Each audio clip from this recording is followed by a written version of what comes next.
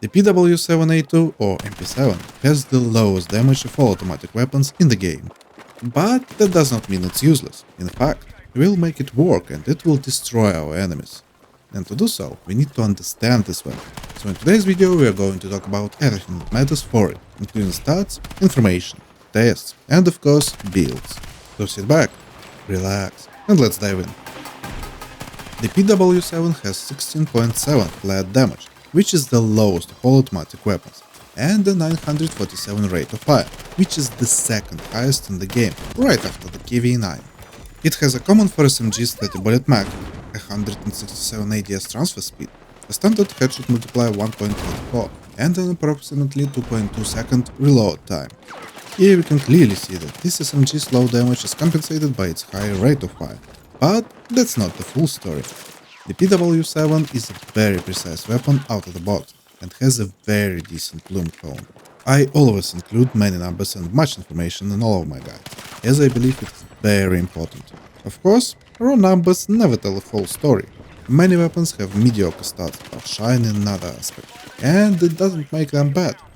But I believe we need to know them to understand the weapon better, so we can rely on this information, find the best use cases and playstyle, and multiply it with experience and a feel for the weapon.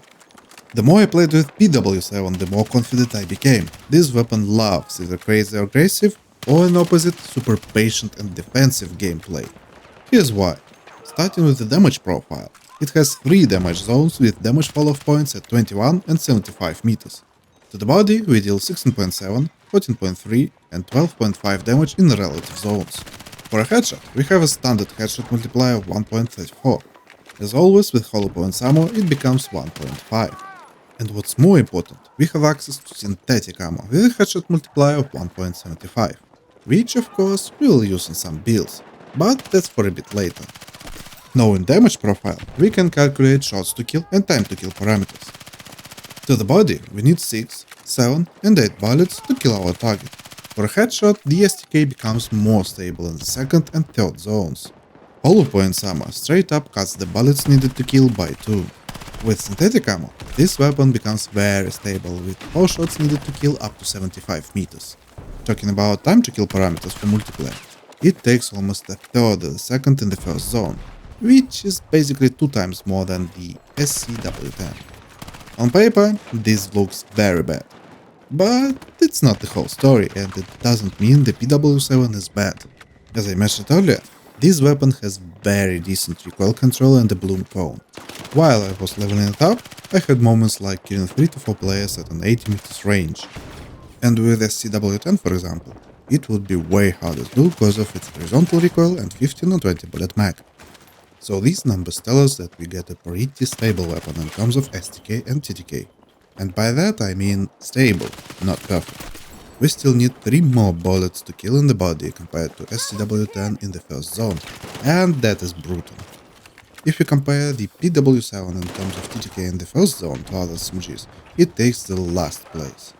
But the interesting thing here is that if we switch to the second and third zones, the PW7 takes 4th place. Its time to kill rises way less than other weapons in the category. Additionally, these numbers answer the question, which ammo type should we use? The simple answer is standard or synthetic. With standard ammo, we'll have these 3 zones and stable STK and TTK stats. Synthetic ammo makes the PW7 way more stable with a provided 4 shot to kill count in the first and second zones. And to be fair, while playing with synthetic ammo more and more, I have changed my mind a bit about it. Previously I thought it was more of a placebo effect, rather than a really useful thing. And for that matter, it's way harder to aim for the smaller head hitbox of moving targets when you are moving too. And there's no need to risk missing shots when they have 300 millisecond TTK weapons. And that it works more or less stable only on static targets. That is still true, but playing with the PW7 I found that it can work pretty stable with good bloom and low recoil weapons too. But that will work only if you play defensively and by positioning yourself correctly, with map knowledge and minimap caution. If we agree to those rules and start playing defensively, it will work. But of course, we should not forget that you'll need good aim to hit those running heads even from a position. Quickly about Red Sec raw stats. The PW7 has the same dynamic stats for this mode. We can't rely on it with a 700 milliseconds TTK and 12 bullet STK in close quarters. On paper it can compete only beyond the 21 meter range. I personally don't think it is viable, as if we want to use an SMG in our loadout, we take it specifically for close quarter battles. Okay, so the main question is, how can we compete with other weapons when we have such raw stats? And the answer is playstyle and attachments. Let's start with playstyle. This weapon really favors two types of gameplay. The first one is high risk, high reward, and the second is defensive patience. If you want to build it as a standard SMG for close quarter battles, you'll have to play it high progressive with lots of pre-fires, and you have to understand map routes, positions, and have overall very good map awareness. Not to mention you have to use all your movement skills to make your hitbox harder to hit. It is the only stable way to play it in CQB, as you need to land 2 or 3 more bullets to the body and survive long enough. For defensive gameplay, it's way easier, but requires good aim and map awareness. The PW7 is precise enough to land all the bullets needed to the body or the head. This type of gameplay suits a larger number of players, and it doesn't force you to use synthetic ammo and try hard for headshots. It will work pretty nice with body shots, and the high rate of fire with precision will help us tremendously. But of course, if you have good aim, get the synthetic ammo and delete enemy heads. Okay, now we have all the numbers and information needed. So now it's time to test all the attachments and find which one suits this weapon best, which one can help us improve our gameplay, and which will make this little SMG scary. As always, we are starting with brakes. The PW7 is one of the weapons that straight up does not require any brake attachment to be good. It has good precision and recoil control. Even if we want to make it more stable, there's literally zero need for brakes, as we have the underbarrel section. And of course, one of the reasons is we don't want to lose the 3D and minimap spotting negation of suppressors. So, suppressors. They are the only really effective choice for the muzzle section. And as we don't have any problems with recoil, we don't need to even look at the long and lightened suppressors. The flash hider, standard, and CQB suppressors are more than enough. Regarding which one to use in your build, here's the common logic for almost every weapon. Use a flash hider for hipfire builds or when you need spare points. Use a standard suppressor for balanced builds, and a CQB suppressor for hipfire and close quarters oriented builds. Alright, let's move to the underbarrel section starting with vertical grips. For the PW7 specifically, I believe you don't really need any of them. This weapon is insanely accurate and very stable with an amazing bloom cone. Vertical grips are really not necessary.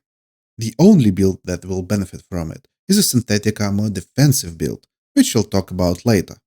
This is the only scenario in which you should use a grip, and there's only one worth using, the alloy vertical grip, as it has no downgrades and will make our weapon a bit more stable.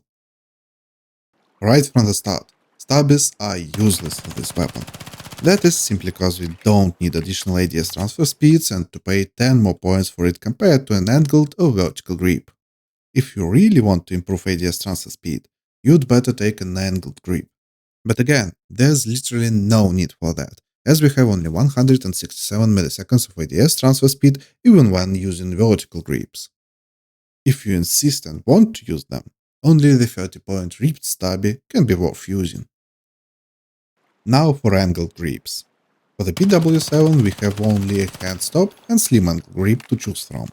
And as we have only two choices here, I have added a test without using any grip at all. Again, it seems like we don't need any additional ADS transfer speed, so the slim angled grip is not needed. The test without a grip gives us good results and clearly shows that we can use the PW7 this way. And I'll actually advise you against using a hand stop, but it's up to you. And that is something we'll discuss in the builds section of the video. Now, let's compare our underbarrel choices.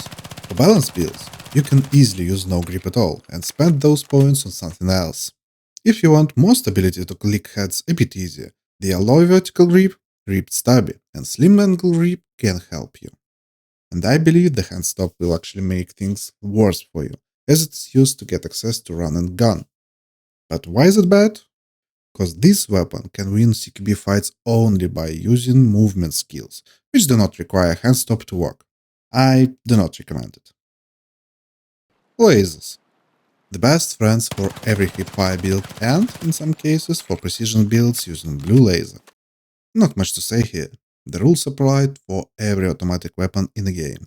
Use green lasers to get the most hipfire accuracy, and blue lasers to improve your accuracy while moving in ADS.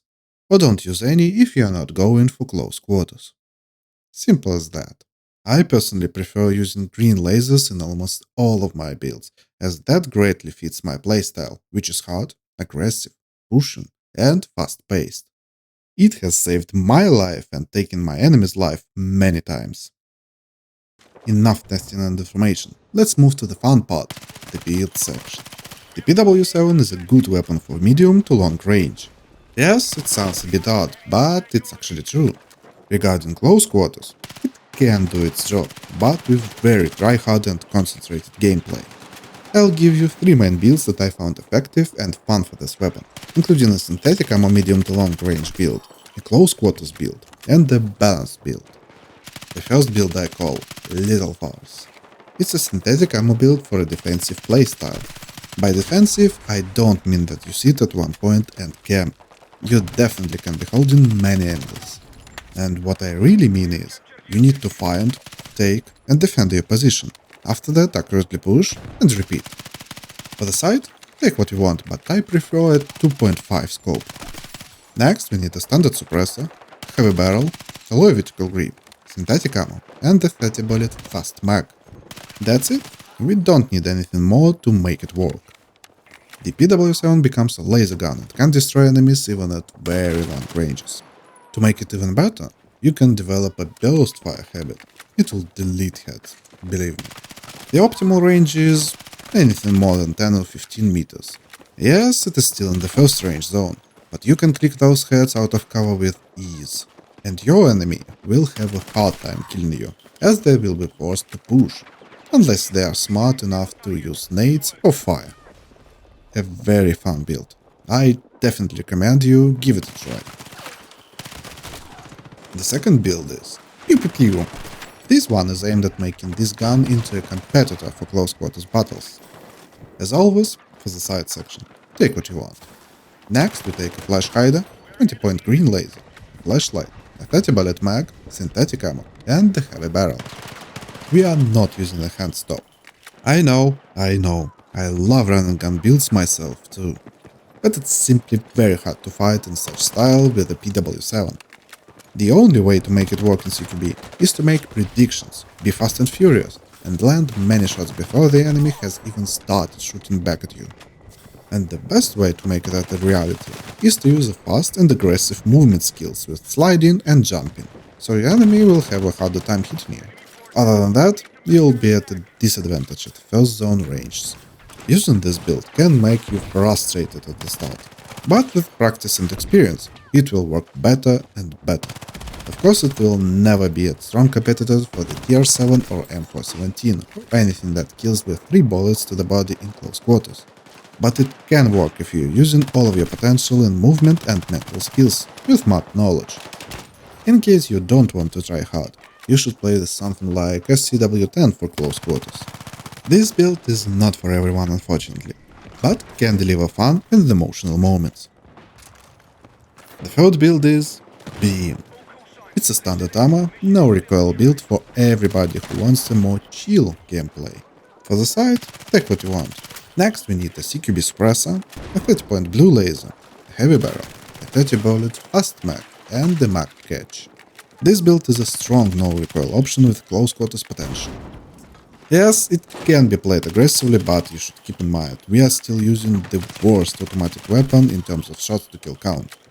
I'll say it can be played the same way as our first build, with the difference that you don't need to aim for heads.